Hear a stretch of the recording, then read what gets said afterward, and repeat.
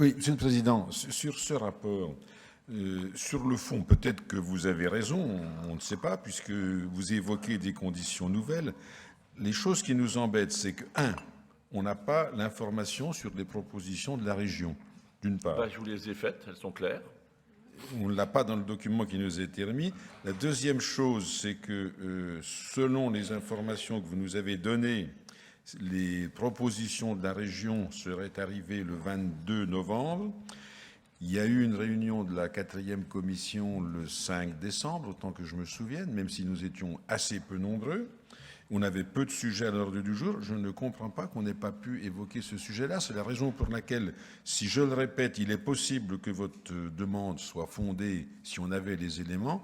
On ne peut pas donner notre accord sur cette vision des choses et on ne prendra pas part au vote du fait qu'on n'a pas les éléments. On n'est ni pour ni contre, je le répète, on n'a pas les éléments. Bon, c'est parfait. Alors, je vais les compléter, Monsieur Poyot. Je vous l'ai dit dans le discours d'emblée. Pourquoi ça n'a pas été évoqué plus tôt ? Parce que nous étions toujours en discussion avec la région, et je ne me désespérais pas de faire évoluer la position de la région. Je répète que nous sommes les 8 départements à avoir travaillé ensemble, que ce soit, et c'est les premiers d'ailleurs, c'était la Nièvre qui a la première réagi en délibération, la Nièvre. Donc il faudra vous mettre en cohérence, franchement, politique là, parce que c'est incompréhensible. Je vous le dis, je vous ai dit, et je vous ai pris l'exemple du monde ovin, nous aurons 1,5 million d'euros à mettre de moins sur les actions que nous conduisons actuellement en direction de l'agriculture et que nous ne pourrions plus conduire si la région nous disait que nous ne pourrions plus intervenir que sur ses propres projets. Voilà. Ça concernerait donc quasiment exclusivement les bâtiments, puisque même la récupération, je ne suis pas sûr qu'elle soit financée. La récupération de pluie n'est plus financée. C'est ça qu'on va annoncer à nos agriculteurs ? Alors, Monsieur Poyot, vous pouvez remettre en cause ce que je vous dis. Là, ce serait une rupture de confiance dans la parole de l'exécutif. Si je vous le dis, ce sont des éléments.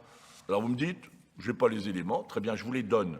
Comme ça, vous êtes en capacité de me dire, oui, vous souhaitez qu'on continue les aides que nous apportons actuellement à l'agriculture et pour cela, je vous propose de revoter la même convention, ou non, vous ne le souhaitez pas. C'est ça la question qui vous est directement posée. Pas la peine de tourner. Vous savez, on est dans des moments de vérité.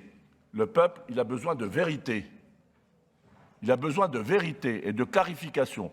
Donc, ce n'est pas la peine de tourner autour du pot. Je vous dis la question qui vous est directement posée à la gauche, ou au groupe d'opposition, c'est vous voulez qu'on continue ou vous voulez pas qu'on continue ? Si vous voulez qu'on continue, je ne vous propose pas de faire plus ou différemment. Je vous propose de reconduire la Convention. Si vous me dites on ne veut pas la reconduire, c'est ce qui semble être le cas, Monsieur Poyot, de ce que vous venez de dire, j'en prends acte. J'en prends acte. Les données du problème sont connues. C'est tout. Monsieur Poyot. Oui, Monsieur le Président. Je n'ai pas mis en cause votre parole, de ne pas douter de ce que vous venez de dire. Le regret que l'on a, je vous l'ai dit, c'est qu'on n'a pas eu d'informations sur les propositions de la région et qu'on n'a pas pu au moins l'évoquer à la réunion de la 4e commission. Alors, ce que je vous propose, Monsieur le Président, je vous demande une suspension de séance de 5 minutes.